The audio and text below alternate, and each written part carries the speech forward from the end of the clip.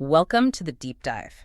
So you've done the research, you've watched all the YouTube videos, and you know you are ready to make that leap. You're stepping beyond your smartphone camera. You're done with those limitations, and you're entering the glorious, if sometimes overwhelming, world of interchangeable lenses and real manual control. That is probably the most exciting point in any photographer's journey. And you've landed right at the decision point Canon basically engineered for you. That's right. We are diving deep into the two main entry points into Canon's mirrorless RF system. On one hand, you have the Canon R100. It's the definition of budget-friendly at about $399. And on the other, its feature-loaded sibling, the Canon R50, which sits quite a bit higher at $679. So our mission today is to really unpack that $280 price difference. Right. We need to figure out what 70% increase actually buys you. And more importantly, decide which of these cameras aligns not just with your budget, but with your actual creative goals for the next, say, 2 or 3 years. And the strategy Canon used here it's pretty fascinating. They released both of these cameras relatively close together in 2023. That wasn't an accident, was it? Oh, not at all. It was very deliberate product segmentation. Yeah. The R50 was built for the content creator, the enthusiast who wants modern speed and, flexibility. And the R100. The R100 was positioned a bit later to be the absolute most accessible way to get an RF mount camera. It is strictly for the budget buyer or the absolute beginner whose only need is just better image quality than a phone. That's it. They're chasing two very different people. Okay, let's unpack this right now. And I want to start with biggest surprise fact, the one thing that really simplifies this entire choice. It gets to the very foundation of image quality. Here's the baseline truth. Both the R50 and the R100 share the identical 24-megapixel APS-C CMOS sensor. Same size, same resolution. Wait, hang on. So if I spend $280 more for the R50, but the sensor is identical, you're telling me the final photograph, under perfect conditions, will look the same? Fundamentally, yes. Under the exact same lighting with the same settings, they produce equivalent image quality. The resolution is the same. The dynamic range is pretty much the same. So the decision completely shifts. It does. It stops being about which camera takes a better picture, and it becomes about which camera makes the whole process of capturing that picture easier or faster or just more successful when conditions get tricky. That makes perfect sense. Okay, so let's focus on that sensor for a second.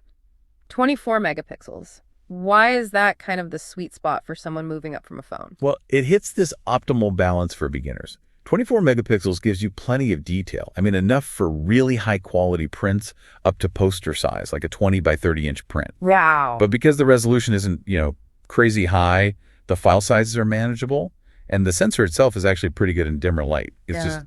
It's practical. And compared to my smartphone, the physical size of an APS-C sensor is it's massive. What benefit does that size give me right away? You get dramatic superiority in 3 key areas. 1, low light performance. 2, much richer detail and dynamic range so you can see more in the shadows and highlights. And the third. And maybe most importantly, you get that beautiful professional background blur, the bokeh that smartphones are always trying and usually failing to replicate with software. Plus, the lenses for APS-C are smaller and cheaper than full frame, which makes the whole system more approachable. So the first big takeaway here is really good news for the listener. The core image quality is equal. You literally cannot make a wrong choice when it comes to the raw photograph. Exactly. The choice is purely about usability and features. And here's where it gets really interesting. Let's dig into that $280 difference. What features justify that price jump for the R50? I want to start with the screen, because that's the thing I'm going to be touching and looking at every single day. It is the biggest daily differentiator, without a doubt. The R100 has a 3-inch screen, but it's fixed. It doesn't move, and critically, it has no touch functionality at all. So you're stuck with buttons. You're stuck navigating menus and picking your focus point with physical buttons, and you have to shoot at eye level. Okay, but I'm used to a viewfinder and buttons. If I'm just taking pictures of my family, is the R50's articulating touchscreen really worth the money? It's worth it for the sheer flexibility and speed. The R50 gives you a higher resolution, fully articulating touchscreen.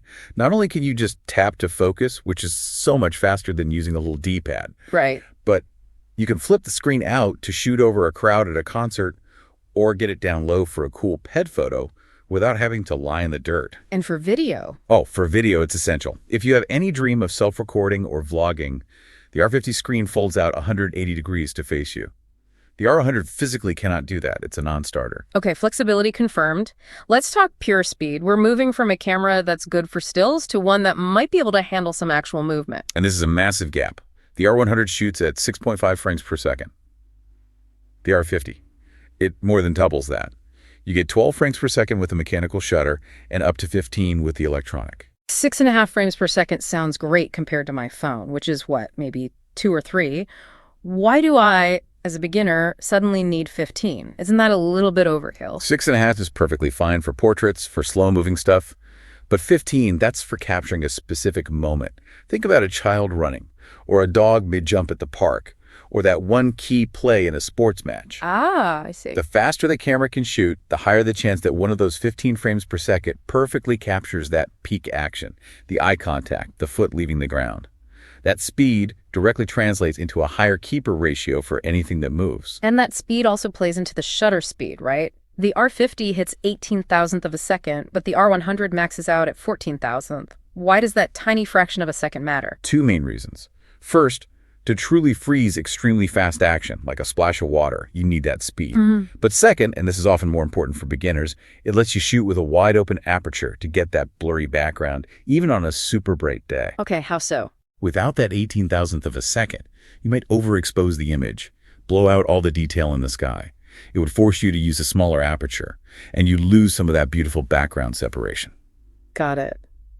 Now, let's talk about the camera's brain, the autofocus. This is where the gap seems to get even wider. It does. The R100 has solid core performance. It's got 143 focus points, and it has basic face and eye detection, but only for human subjects. It's reliable for anything that's, moderately moving or just standing still. But the R50 brings in AI. For $280 more, do I really need my camera to know the difference between my dog and a bush? If you own a pet, yes, you absolutely do. The R50 expands to 651 focus points and introduces that AI subject recognition. The transformative feature here is animal eye AF tracking. Okay. You point the camera at your dog, your cat, a bird, and it automatically finds, locks onto, and tracks the eye, even if the animal's running around like crazy. That sounds like cheating. It sounds like success. I mean, if you've ever tried to photograph an active pet, you know how frustrating it is. The R50 just takes all that guesswork away. It also has vehicle tracking AF for cars and motorcycles. So the camera's doing the hard work. Exactly. It's Yeah. doing the heavy lifting to make sure your focus is always tack sharp, no matter how unpredictable your subject is. That has to make a huge difference in the keeper rate. I also saw the R50 has something called anti-flicker detection. I'm coming from a smartphone. What is flipper and why should I care? That's a great question, and it's a subtle but really crucial feature. Artificial lights like fluorescents in an office or a gym, they don't actually shine constantly. They pulse. They flicker really, really fast. If you shoot a burst of photos under those lights with the R100, you might get weird colored bands across your image, or each shot might have a slightly different brightness. The anti-flicker detection on the R50 notices that pulsing, and it times the shutter to only fire when the light is at its brightest, ensuring every single shot is consistent and looks professional. Okay, let's pivot to video. If content creation is a goal for someone, this gap seems to become a chasm. It is the starkest difference, period. They both shoot 4K, but the R100 has a severe, almost self-sabotaging limitation. A 30-minute maximum recording time per clip. You hit 30 minutes, the camera just stops. That's a killer for an interview or any kind of event. It completely eliminates the R100 for any serious video work. Streaming, long-form recording, it's just not possible. The R50, on the other hand, offers unlimited recording time. It'll just go until your battery dies or your card fills up. That alone makes the R50 mandatory for creators. And there's also a difference in bitrate. The R50 has 170 megabits per second. The R100 has 120. For a beginner, what do those numbers actually mean? Think of bitrate as just how much digital information the camera is capturing every second. So 170 Mbps means the R50 is gathering 42% more data than the R100. And why does that matter? If you plan to edit or color grade your videos, to push the colors or shadows around in post-production, that higher quality data holds up much, much better. It just gives you more flexibility and a higher quality result. And what about this feature on the R50 called lens breathing correction? Right. Lens breathing is this subtle but very distracting side effect you see in video. When you change focus from something close to something far away, the field of view can slightly change. It looks like the image is zooming in or out a tiny bit. It looks unprofessional. The R50 automatically corrects for that, which gives your focus, pulls a much smoother, more cinematic look. Finally, let's talk low light, specifically ISO performance. Again, the R50 gives you some headroom that the R100 just can't access. Yeah, the R100 has a native ISO ceiling of 12,800, which is already great compared to a phone. But the R50's native ISO goes all the way up to 32,000. That's more than double the light sensitivity. But when I push it up to 32,000 ISO, won't my image just be super grainy? You might see some noise, yeah, but the R50's processing is pretty good. The point isn't that you always want to shoot at 32,000. It's that it gives you the option to get a picture in extreme low light that the R100 simply cannot capture without it being blurry. Think indoor concerts without a flash, or maybe late evening wildlife. That flexibility is just, it's not available to R100 users. So let's bring this all home. Let's summarize the decision framework. Let's say you, the listener, are deciding right now. Who should confidently choose the budget-friendly R100? Okay. You choose the R100 if your budget is absolutely rigid. If $400 is your hard ceiling. You choose it if your main use is casual, mostly stationary, family photos, portraits, landscapes, travel shots where you're shooting at eye level and decent light. And no video. And basically no video. If you want simplicity over features, the R100 is a fantastic, reliable starting point. You will get beautiful images from that identical sensor. And who needs to find that extra $280 for the R50? You need the R50 if content creation is even a remote possibility. Because of that articulating screen and the unlimited video, you need it if you're going to shoot fast action wildlife or your pets a lot, because that AI tracking will fundamentally increase your success rate. So it's for the enthusiast. It's for the person who wants flexibility, whether that's in low light or from weird angles.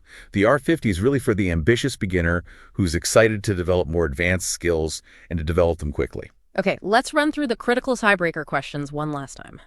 Do you plan to record yourself? R50 is required. Do you photograph things that move unpredictably, like pets or kids playing sports? R50 is strongly preferred. Is editing your photos or your videos critical to your process?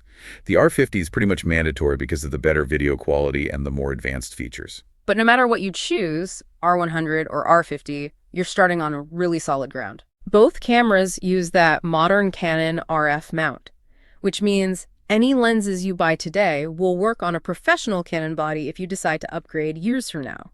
That lens investment is protected. That is the most crucial long-term point. Yeah. And here's a provocative thought for the enthusiastic learner. Instead of just focusing on the speed or the screen, consider the professional-grade tools the R50 gives you access to. It's the only one of the two that enables a technique called in-camera focus stacking. What exactly is focus stacking, and why would I need that? So when you shoot extreme close-ups, like a macro photo of a flower or a product shot of a watch, you have a very, very thin slice of the image that's in focus. Right. Focus stacking takes a bunch of pictures automatically, each one focused on a slightly different spot, and then it merges them all together in the camera to give you a final image where the entire object from front to back is perfectly sharp. If you ever plan to do macro product photography, the R50 does this for you. The R100 does not. That is a huge distinction for someone who wants to grow. It is. And the R50 also offers plus or minus 5 EV auto exposure bracketing. That's a fancy way of saying it can capture scenes with extreme contrast.